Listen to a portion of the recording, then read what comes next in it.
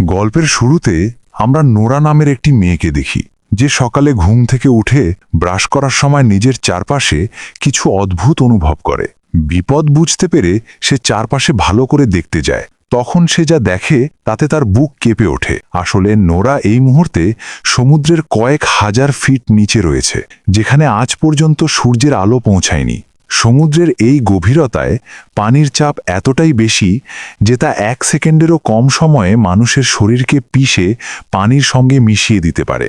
এই জায়গায় সমুদ্র নিয়ে গবেষণা করার জন্য একটি বেস বা স্টেশন তৈরি করা হয়েছে, এবং সেই বেসের ভেতরেই তারা বসবাস করে। নোরা জানায় যে মাসের পর মাস এত গভীরতায় থাকার ফলে বাইরে দিন না রাত তা বোঝাও কঠিন হয়ে পড়ে। কখনো কখনো স্বপ্ন আর বাস্তবের তফাৎ করাও কঠিন হয়ে যায়, কিন্তু তবুও তাদের নিজেদের দায়িত্ব পালন করতে হয়। নোরা এই কথাগুলো বলছিলই, এমন সময় হঠাৎ পুরো বেসের লাইটগুলো অদ্ভুতভাবে জ্বলতে নিভতে শুরু করে। কি হচ্ছে তা দেখার জন্য জ্যাকেট পরে নোরা সামনের দিকে এগিয়ে যায়। তখনই সে বুঝতে পারে যে ওপর থেকে পানি লিক করছে, এবং এই দৃশ্য দেখে তার কলিজা শুকিয়ে যায়। সমুদ্রের এই গভীরতায় পানির চাপ এতটাই বেশি যে তা 1 সেকেন্ডে মানুষের হাড়কে পাউডারের মতো পিষে ফেলতে পারে। কিন্তু নোরা এ নিয়ে বেশি কিছু ভাবার আগেই হঠাৎ বেসের দেওয়াল ভেঙে যায় এবং ভেতরে পানি ঢুকতে শুরু করে। নিজের জীবন বাঁচাতে নোরা পুরো শক্তি দিয়ে অন্য করিডোরের দিকে দৌড়াতে থাকে এবং ঘুমিয়ে থাকা অন্য ক্রু মেম্বারদের জাগানোর চেষ্টা করে। এমন ভয়াবহ দৃশ্য দেখে সেখানে উপস্থিত সবাই চিৎকার করতে করতে নোরার পেছনে দৌড়াতে থাকে। অনেক চেষ্টার পর তারা অন্য একটি রুম পর্যন্ত পৌঁছে যায়, কিন্তু সেই রুমের দরজার সিস্টেম ফেল হয়ে গিয়েছিল, তাই সেটি কোনোভাবেই লক হচ্ছিল না। সময় নষ্ট না করে নোরা দ্রুত নিজের হাতে সেই দরজার সিকিউরিটি সিস্টেম ঠিক করতে শুরু করে। তখনই সে দেখে যে অনেক ক্রু মেম্বার পানির সঙ্গে লড়াই করে নিজেদের প্রাণ বাঁচাতে তাদের দিকে দৌড়ে আসছে। নোরা চিৎকার করে তাদের আরও জোরে দৌড়াতে বলে, কিন্তু দরজায় পৌঁছানোর আগেই সমুদ্রের পানি তাদের পুরোপুরি গিলে ফেলে। এই ভয়ানক দৃশ্য দেখে তাদের মধ্যে একজন নোরাকে বলে যে জলদি দরজা বন্ধ করে দাও, নইলে সবাই মারা যাবে। অবশেষে নোরা আবার বাটন টিপে দেয় এবং শেষ মুহূর্তে বিকট শব্দের সাথে গেট বন্ধ হয়ে যায়। কয়েক সেকেন্ডের মধ্যেই সবকিছু আবার অদ্ভুতভাবে শান্ত হয়ে যায়। কিছুক্ষণ পর তাদের এক সঙ্গী রদ্রিগো বলে যে হয়তো বড় কোনো ভূমিকম্প হয়েছে, নইলে এমন হওয়া কঠিন। এরপর তারা কন্ট্রোল রুমের সঙ্গে যোগাযোগ করার চেষ্টা করে, কিন্তু সেখান থেকে কোনো জবাব আসে না। অর্থাৎ কন্ট্রোল রুমের সঙ্গে তাদের পুরো যোগাযোগ বিচ্ছিন্ন হয়ে গিয়েছিল। ঠিক সেই সময় তারা একটি কলিজা কাঁপানো অদ্ভুত শব্দ শুনতে পায়। তাদের মনে হয় যেন বেসের বাইরে কোনো এক বিশাল রহস্যময় বস্তু পানির নিচে নড়াচড়া করছে এবং নিজের ধারালো নখ দিয়ে বেসের দেয়ালে আঘাত করছে। বিপদ বাড়তে পারে ভেবে নোরা আর রড্রিগো দেরি না করে এসকেপ পডের দিকে রওনা হয়। দুমড়ে মুচড়ে যাওয়া বেসের ভেতর দিয়ে যাওয়ার সময় তারা কোনো মতে সার্ভার রুম পর্যন্ত পৌঁছায় এবং নষ্ট হয়ে যাওয়া কমিউনিকেশন সিস্টেম ঠিক করতে শুরু করে। কিন্তু তখনই সেই ভয়ার্ত বিকট শব্দ আবার কাছ থেকে শুনতে পাওয়া যায়। এবার তাদের সন্দেহ হতে থাকে যে এটি কোনো সাধারণ ভূমিকম্প হতে পারে না। নোরা সিস্টেমের ডেটা চেক করে দেখে যে পুরো বেস তাসের ঘরের মতো ভেঙে পড়েছে, শুধু কিছু অংশ কোনো মতে টিকে আছে। এরপর নোরা আর রড্রিগো এসকেপ পডের দিকে যাওয়ার জন্য এগিয়ে যায়। ভাঙাচোরা বেসের ভেতর দিয়ে হামাগুড়ি দিয়ে তারা পথ খোঁজার চেষ্টা করে। তখনই পেছন থেকে কেউ যন্ত্রণা কাতর কণ্ঠে চিৎকার করে, আমাকে বাঁচাও। নোরা পেছনে ফিরে দেখে যে তাদের সঙ্গী পল ধ্বংসাস্তূপের নিচে চাপা পড়ে আছে। নোরা ও রড্রিগো মিলে অনেক চেষ্টার পর তাকে টেনে বের করে আনে। এখন 3 জন মিলে এসকেপ পডের দিকে এগোতে থাকে। সামনের পথ এতটাই সংকীর্ণ হয়ে গিয়েছিল যে তাদের হামাগুড়ি দিয়ে এগোতে হচ্ছিল। সবার সামনে ছিল নোরা। হঠাৎ তার নজর একটি লাশের ওপর পড়ে। সেই লোকটির চোখ তখনও খোলা ছিল এবং তাতে এত ভয় ছিল যে মনে হচ্ছিল মরার ঠিক আগে সে খুব ভয়ানক কিছু দেখেছিল। এই দৃশ্য দেখে তাদের মনে ভয় ঢুকে যায় যে হয়তো সমুদ্রের গভীরতায় কোনো ভয়ানক কিছু জেগে উঠেছে যা মানুষের কল্পনারও বাইরে। অনেক কষ্টের পর তারা অবশেষে পড রুম পর্যন্ত পৌঁছে যায়, কিন্তু সেখানে গিয়ে তাদের পায়ের নিচের মাটি সরে যায়, কারণ সেখানে একটিও এসকেপ পড অবশিষ্ট ছিল না। সেখানে শুধু ক্যাপ্টেন লুসিয়ান দাঁড়িয়েছিলেন, কিন্তু দরজা লক হওয়ার কারণে তিনি ভেতরে আটকে ছিলেন। নোরা কোনো মতে বাইরে থেকে দরজা খুলে দেয়। বাইরে আসার পর ক্যাপ্টেন জানান যে যতগুলো পড ছিল সেগুলোতে বাকি ক্রু মেম্বারদের পানির উপরিভাগের দিকে পাঠিয়ে দেওয়া হয়েছে। এখন তাদের যে কোনোভাবে সাবমার্সিবল রুম পর্যন্ত পৌঁছাতে হবে। নোরা ক্যাপ্টেনকে বলে যে পুরো বেস প্রায় ধ্বংস হয়ে গেছে। তারা এটাও জানে না যে কতজন লোক এখনো বেঁচে আছে বা তারা নিজেরা বাঁচতে পারবে কিনা। নোরা এরপর ক্যাপ্টেনকে জিজ্ঞেস করে যে আসলে এসব কি হচ্ছে, এটা কি সত্যিই ভূমিকম্প নাকি অন্য কিছু। ক্যাপ্টেন বলেন যে তার জীবনে তিনি প্রথমবার এমন কিছু দেখছেন। কিন্তু এখন তাদের মিলেমিশে এই পরিস্থিতির মোকাবিলা করতে হবে। এরপর তারা কন্ট্রোল রুমের দিকে যায়, যেখানে এমিলি এবং স্মিথ আগে থেকেই বাইরের পৃথিবীর সাথে যোগাযোগ করার চেষ্টা করছিল, কিন্তু কোথাও থেকে কোনো সিগন্যাল পাওয়া যাচ্ছিল না। ওপর থেকে কন্ট্রোল রুমে বারবার এমন ধাক্কা লাগছিল যেন বাইরে থেকে বড় কোনো কিছু পুরো বেসকে ওপরের দিকে ঠেলে দেওয়ার চেষ্টা করছে। নোরা সিস্টেম চেক করে জানায় যে বেসের ওপরে সব ফ্লোর এবং কুলিং টাওয়ার পুরোপুরি শেষ হয়ে গেছে, কিন্তু আসল বিপদ হলো বেসের কোর, যা পুরো বেসে পাওয়ার সাপ্লাই দেয়। ওটা যে কোনো সময় ফেটে যেতে পারে। যদি কোর ফেটে যায় তবে বিস্ফোরণ এতটাই ভয়ঙ্কর হবে যে এক পলকে পুরো রিসার্চ স্পেস ছাই হয়ে যাবে। এখন তাদের কাছে বাঁচার কোনো পথ অবশিষ্ট নেই, কারণ বাকি এসকেপ পডগুলো আগেই ভেঙে নষ্ট হয়ে গেছে। যখন সবাই নিজেদের নিশ্চিত মৃত্যু মেনে নিয়ে আশা ছেড়ে দিতে শুরু করে, তখনই ক্যাপ্টেন বলেন যে তাদের কাছে একটি শেষ সুযোগ আছে। তাদের বেসের সবচেয়ে গভীর অংশে যেতে হবে, যেখানে ড্রিলিংয়ের কাজ চলছিল। হয়তো সেখানে তারা কোনো পড পেয়ে যেতে পারে। ক্যাপ্টেনের এই কথা শুনে পল বলে যে ড্রিলিং সাইট এখান থেকে প্রায় 1.5 কিমি দূরে। এমন অবস্থায় তারা সেখানে কিভাবে পৌঁছাবে? এই আলোচনার মাঝেই স্মিথ ড্রিলিং সাইট থেকে আসা শেষ সিগন্যালটি পায়, কিন্তু সেটি শুনে সবার কণ্ঠ ভয়ে শুকিয়ে যায়, কারণ সেই সিগন্যালে শুধু মানুষের যন্ত্রণাকাতর চিৎকার এবং কোনো ভয়ানক জানোয়ারের ভুতুড়ে শব্দ শোনা যাচ্ছিল। এরই মধ্যে হঠাৎ পুরো বেস আবার অদ্ভুতভাবে কাঁপতে শুরু করে। মনে হচ্ছিল যেন অন্ধকারে লুকিয়ে থাকা কোনো দানব পুরো স্টেশনকে খেলনার মতো ভেঙে দিতে চায়। পল হতাশ হয়ে বলে যে তাদের এত গভীর পর্যন্ত ড্রিলিং করা উচিত হয়নি। হয়তো তারা এমন কোনো শয়তানকে জাগিয়ে দিয়েছে যাকে বিরক্ত করাই উচিত ছিল না। অন্য কোনো পথ না থাকায় সবাই ভারী আন্ডার ওয়াটার স্যুট পরে নেয়। এখন এই স্যুটগুলোই ছিল তাদের জীবনের শেষ আশা। কিন্তু যেমনই তারা সমুদ্রের গভীরতায় পা রাখে, হঠাৎ রদ্রিগোর হেলমেটে ফাটল দেখা দেয়। পানির ভয়ানক চাপে চোখের পলকে তার পুরো শরীর ফেটে চুরমার হয়ে যায়। নিজের সঙ্গীর এমন বেদনাদায়ক মৃত্যু দেখে কেউ নিজেকে সামলাতে পারে না। নোরা যখন এই কালো গভীর সমুদ্রের দিকে তাকায়, তখন তার মনে হয় এই নিস্তব্ধতা মহাকাশের চেয়েও বেশি ভীতিজনক। সঙ্গীকে হারানোর দুঃখ আর মৃত্যুর ভয় নিয়ে তারা কোনো মতে কার্গো লিফটের ছাদে লাফ দেয় এবং তার ভেতরে ঢুকে পড়ে। তখন ক্যাপ্টেন সবাইকে বলেন যে তাদের যত দ্রুত সম্ভব এই বেস থেকে দূরে যেতে হবে, কারণ এটি যে কোনো সময় আগ্নেয়গিরির মতো ফেটে যেতে পারে। এরপর লিফট তাদের নিয়ে সমুদ্রের আরও গভীরে নামতে শুরু করে। তখনই লিফটের স্ক্রিনে কোনো পড থেকে সাহায্যের সিগন্যাল দেখা যায়। ক্যাপ্টেন দ্রুত লিফট থামিয়ে দেন এবং পল ও স্মিথকে বলেন যে যেই এই সিগন্যাল পাঠাচ্ছে তাকে খুঁজে নিয়ে এসো। দুজন আবার ভারী আন্ডার ওয়াটার স্যুট পরে পানিতে নামে, কিন্তু বাইরে এত ঘন অন্ধকার ছিল যে স্যুটের লাইট দিয়েও ঠিকমতো কিছু দেখা যাচ্ছিল না। সামনে এগোনোর সময় স্মিথ অনুভব করে যে অন্ধকারে কোনো কিছু হয়তো তাদের পিছু নিচ্ছে। কোনো মতে তারা সেই পড পর্যন্ত পৌঁছে যায় যেখান থেকে সিগন্যাল এসেছিল, কিন্তু কাছে গিয়ে দেখে যে পুরো পথ কোনো এক অদ্ভুত চটচটে পদার্থ দিয়ে ঢাকা। তারা আগে কখনো এমন জিনিস দেখেনি। পডের ভেতরে কাউকে না পেয়ে তারা আশেপাশে তল্লাশি শুরু করে। তখনই তারা কেবেলের মধ্যে আটকে থাকা তাদের এক সঙ্গীর লাশ পায়। এটি দেখে ক্যাপ্টেন তাৎক্ষণিক তাদের ভেতরে ফিরে আসার আদেশ দেন, কিন্তু ঠিক সেই সময় পল আর স্মিথ দেখে যে সেই লাশের পিঠের ভেতর জীবন্ত কিছু নড়ছে। তারা কিছু বোঝার আগেই তার পিঠ থেকে বিদ্যুতের গতিতে একটি অদ্ভুত জানোয়ার বাইরে বেরিয়ে এসে পলের ওপর হামলা করে। যদিও স্মিথ কোনো মতে সেই ছোট প্রাণীটিকে মেরে ফেলে। সেই প্রাণীটিকে সঙ্গে নিয়ে তারা আবার লিফটে ফিরে আসে। পল জানায় যে এই জীবটি সেই লাশটিকে খুবলে খুবলে খাচ্ছিল। এমিলি যখন সেই প্রাণীটিকে দেখে, তখন সে তার চারপাশে ধারালো নখ দেখতে পায়। তখন এমিলি বলে যে হয়তো ড্রিলিংয়ের সময় তারা ভুল করে এমন কোনো গর্ত খুলে ফেলেছে যেখানে আগে থেকেই অদ্ভুত ও বিপজ্জনক জীব বসবাস করত, এবং এখন তাদের কারণে তারা ক্ষিপ্ত হয়ে গেছে। এমিলির এই কথা চলতেই থাকে। এর মধ্যে হঠাৎ লিফটের সব লাইট বন্ধ হয়ে যায়। নোরা কোনো মতে সিস্টেম আবার ঠিক করে, কিন্তু যেমন যেমন লিফট নিচে নামে, বাইরে থেকে কোনো বড় জীব তাকে জোরে জোরে ধাক্কা দিতে শুরু করে।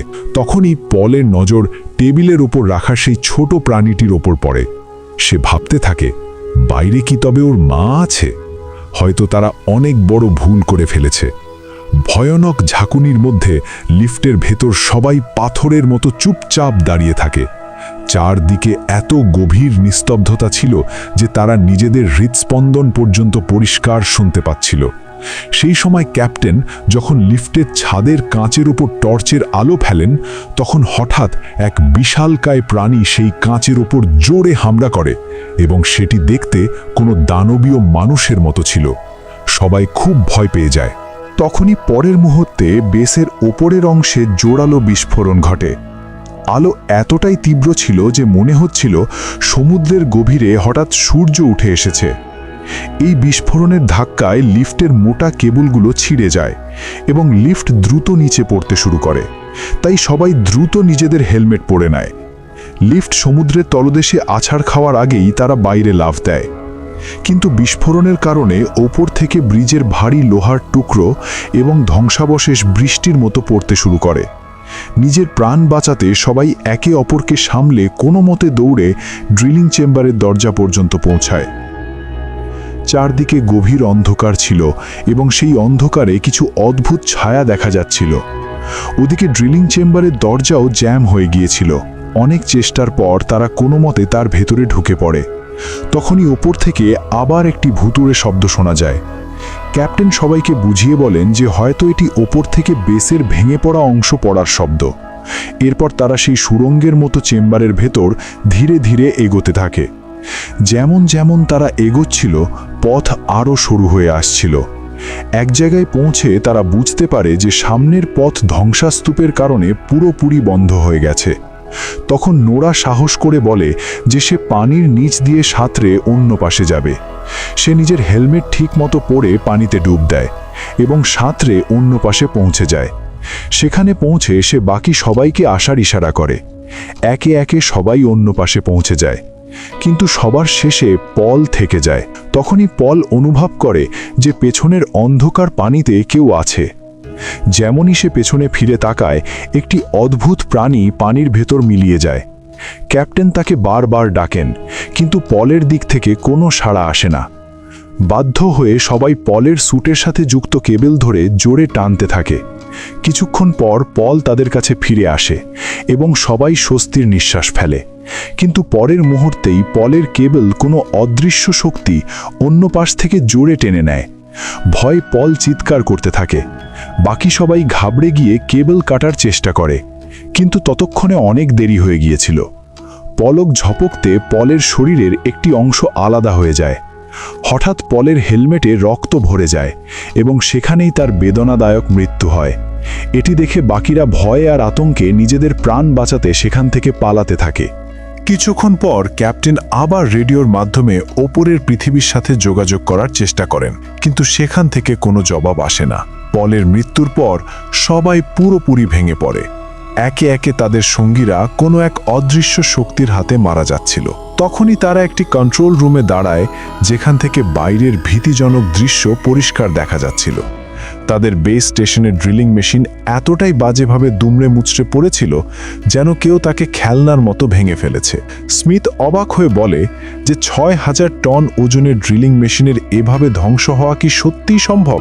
এমিলি কাঁপতে কাঁপতে বলে যে এসব তাদেরই ভুল। তারা সমুদ্রের গভীরতাকে উত্তক্ত করেছে এবং এখন সমুদ্র তাদের থেকে প্রতিশোধ নিচ্ছে। হয়তো তাদের এখানে আসাই উচিত হয়নি। ক্যাপ্টেন সবাইকে শান্ত করে বলেন যে তাদের এখানে বেশি দেরি করা উচিত নয়, কিন্তু স্মিথ জানায় যে তার স্যুট ড্যামেজ হয়ে গেছে এবং যদি সে বাইরে যায় তবে পানির চাপ সইতে পারবে না।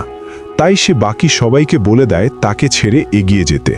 স্মিথ বলে যে সে যদি সাথে যায় তবে সবার জীবন বিপন্ন হতে পারে, কিন্তু ক্যাপ্টেন তাকে সাহস দেন এবং কোনো মতে তার স্যুট ঠিক করে দেন। এরপর সবাই পানির ভেতর দিয়ে ড্রিলিং সাইটের দিকে রওনা হয়, কারণ হয়তো সেখানেই এসকেপ পথ পাওয়া যেতে পারে। পানির নিচে চারদিকে ঘন অন্ধকার ছিল। তখনই নোরার অনুভব হয় যে তার পেছনে কেউ আছে। সে টর্চ জ্বালিয়ে দেখে কিন্তু কাউকে দেখতে পায় না। তবুও তার মনে একটি অদ্ভুত ভয় থেকে যায়। তার বারবার মনে হয় যে কেউ তার খুব কাছ দিয়ে চলে যাচ্ছে। হঠাৎ নোরার সামনে দিয়ে একটি অদ্ভুত প্রাণী সাঁতরে চলে যায়। এটি দেখে সবাই ভয় পেয়ে অন্ধকারে এদিক ওদিক তাকাতে থাকে। ক্যাপ্টেন দ্রুত সবাইকে স্যুটের লাইট বন্ধ করার আদেশ দেন। এই সময় তারা বুঝতে পারে যে স্মিথকে কোথাও দেখা যাচ্ছে না। সবাই তাকে খুঁজতে শুরু করে। তখনই নোরা দেখে যে কোনো অদ্ভুত জিনিস স্মিথকে টেনে নিয়ে যাচ্ছে। নোরা সাহস করে সেই প্রাণীর পিছু নেয়। সেই অদ্ভুত প্রাণীটি স্মিথকে টেনে একটি সরু গুহার ভেতর নিয়ে যায়। ক্যাপ্টেন এক মুহূর্ত সময় নষ্ট না করে সেই গুহার ভেতর ঢুকে পড়েন। অনেক ভেতরে যাওয়ার পর ক্যাপ্টেন স্মিথকে খুঁজে পান। ভাগ্যক্রমে স্মিথ তখনও বেঁচে ছিল। ক্যাপ্টেন তাকে টেনে বাইরে নিয়ে আসেন। কিন্তু কিছুক্ষণ পর ক্যাপ্টেনের মনে পড়ে যে স্মিথের বন্দুক গুহার ভেতরেই রয়ে গেছে। তাই তিনি আবার গুহার ভেতরে গিয়ে গান বের করতে যান। কিন্তু যেমনই তিনি ফিরতে শুরু করেন, গুহার গভীরতা থেকে একটি ভয়ানক মনস্টার হঠাৎ বেরিয়ে এসে ক্যাপ্টেনকে ধরে ফেলে এবং ওপরের দিকে টানতে শুরু করে। ক্যাপ্টেনের স্যুটের কেবেলে আটকে যাওয়ার কারণে নোরাও তার সাথে ওপরের দিকে টেনে যেতে থাকে। পানির ভেতর লড়াই করতে করতে ক্যাপ্টেন এবং সেই অদ্ভুত প্রাণীটি একটি বড় প্ল্যাটফর্মে গিয়ে আছাড় খায়। প্ল্যাটফর্মের কিনারায় ক্যাপ্টেনকে ঝুলে থাকতে দেখে নোরা তাকে বাঁচানোর চেষ্টা করে। তখনই সেই ভয়ানক প্রাণীটি আবার তাদের সামনে চলে আসে। সেটি এতটাই বিশাল ছিল যে মনে হচ্ছিল সেটি এই পৃথিবীরই জীব নয়। সেটি তার বিশাল মুখ খুলে নোরার হেলমেট গিলে ফেলার চেষ্টা করে। ঠিক সেই সময় ক্যাপ্টেন নিজের নাইফ বা ছুরি বের করে সেই মনস্টারের ওপর আঘাত করেন। ব্যথায় কাতরাতে কাতরাতে সেই প্রাণীটি নোরা আর ক্যাপ্টেন দুজনকেই দ্রুত ওপরের দিকে টানতে থাকে। ক্যাপ্টেন বুঝতে পারেন যে যদি তারা এই গতিতে ওপরে যেতে থাকেন তবে পানির ভয়ানক চাপে তাদের স্যুট ফেটে যাবে। তাই তিনি নোরাকে বলেন, কেবল কেটে দাও, নইলে সেও মারা যাবে। কিন্তু নোরা তা করতে রাজি হয় না। তখন বাধ্য হয়ে ক্যাপ্টেন নিজেই নিজের নাইফ দিয়ে কেবল কেটে দেন এবং নিজেকে আলাদা করে নেন।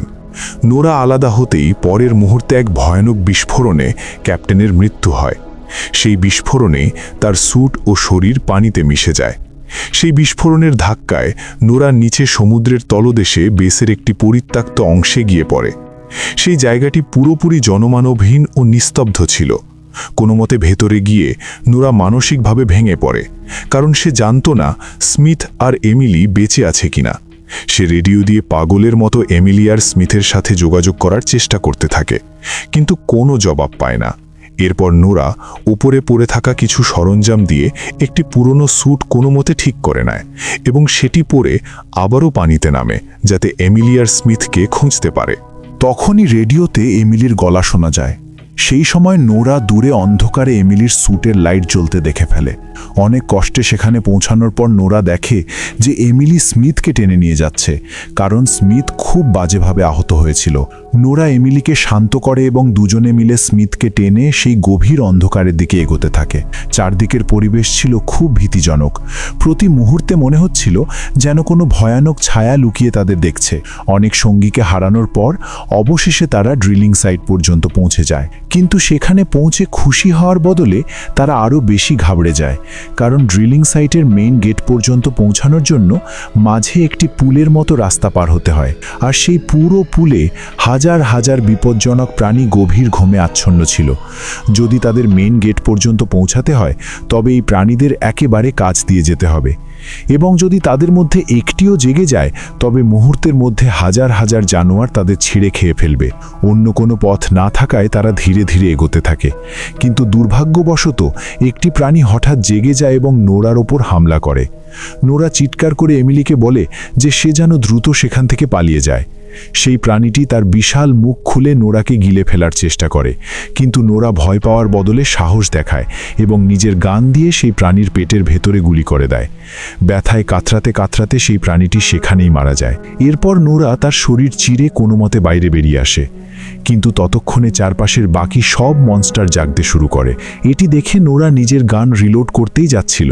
এমন সময় সে দেখে যে প্ল্যাটফর্মে এই প্রাণীরা উল্টো ঝুলেছিল সেই পুরো অংশটি ওপরে উঠে অন্ধকারে মিলিয়ে যায়। ঠিক সেই সময় নোরা সামনের বিল্ডিংয়ের ওপরে একটি বিশাল ছায়া দাঁড়িয়ে থাকতে দেখে।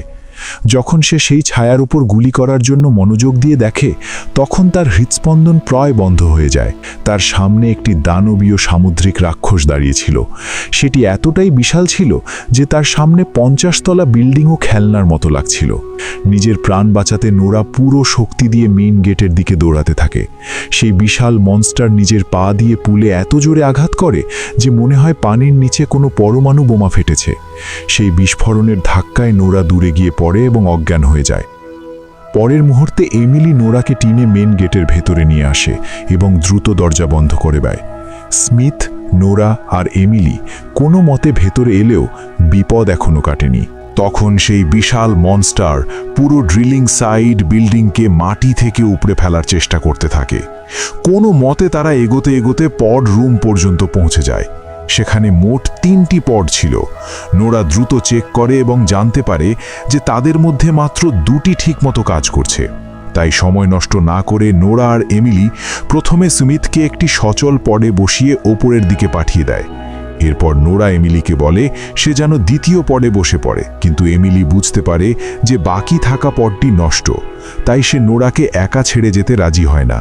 তখন নোরা তাকে বুঝিয়ে বলে যে স্মিথের সাথে তার পুরো ভবিষ্যৎ পড়ে আছে, তাই তাকে যেতেই হবে। এমিলি কাঁদতে কাঁদতে বলে যে নোরাকে অবশ্যই ফিরে আসতে হবে, সে তার অপেক্ষা করবে। এই বলে নোরা এমিলির পড লঞ্চ করে দেয়। এখন পুরো বেসে শুধু নোরা একাই অবশিষ্ট থাকে। ঠিক সেই সময় পড রুমের কাঁচের দেয়ালে বাইরে থেকে ছোট ছোট প্রাণীরা হামলা করতে শুরু করে। নোরা সিস্টেম চেক করে দেখে যে হাজার হাজার অদ্ভুত প্রাণী স্মিথ আর এমিলির পডের পিছু নিয়েছে। নোরা গভীর শ্বাস নিয়ে বেসের পাওয়ার কোরকে নিজের হাতে ওভারলোড করে দেয়।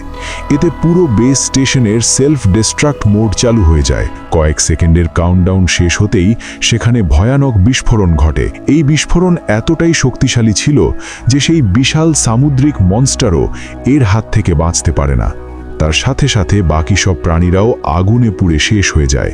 এভাবে নোরা নিজের জীবন উৎসর্গ করে তার 2 সঙ্গীর জীবন বাঁচিয়ে নেয়। পরে নিউজে দেখানো হয় যে ড্রিলিং সাইট থেকে 2 ক্রু মেম্বারকে জীবিত উদ্ধার করা হয়েছে এবং এভাবেই গল্পটি শেষ হয়। এই গল্পটি দেখায় যে যখন মানুষ প্রকৃতির সীমানা অতিক্রম করার চেষ্টা করে তখন প্রকৃতি তাকে কঠিন শিক্ষা দেয়। আপনাদের যদি এই গল্পটি ভালো লেগে থাকে তাহলে অবশ্যই চ্যানেলটি সাবস্ক্রাইব করে যাবেন এবং ভিডিওতে একটি লাইক দিয়ে কমেন্ট করে জানাবেন।